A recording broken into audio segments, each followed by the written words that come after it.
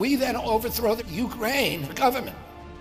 In 2014, their elected government, and put in a Western sympathetic government.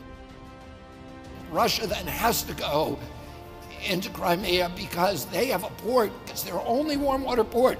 And they know the new government that we just installed is going to invite the US Navy into their port. So Russia then went into Crimea without firing a shot, because the people of Crimea are Russian. Then the new Ukrainian government we installed started killing ethnic Russians in Donbass and Lugansk, and they voted to leave and join Russia. Putin said, I don't want them.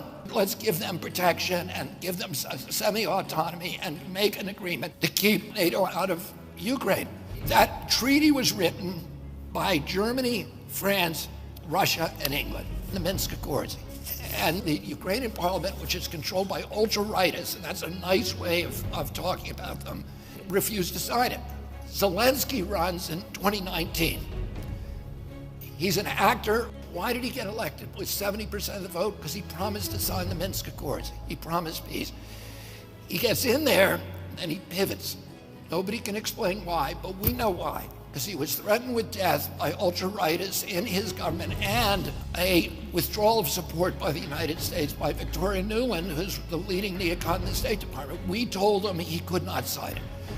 So then the Russians go in, they don't send a big army, they only send 40,000 people. It's a nation of 44 million people. They clearly do not intend to conquer Ukraine, but they want us back at the negotiating table. We won't allow Zelensky to go back, so he goes to Israel and Turkey and says, will you please help me negotiate a treaty? The Russians just want a guarantee that Ukraine won't join NATO.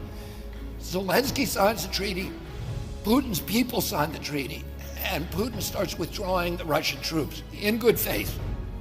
And what happens? Joe Biden sends Boris Johnson, the British Prime Minister, over to Ukraine in April and forces him to tear up the treaty. And since then, 450,000 kids have died who none of them should have died.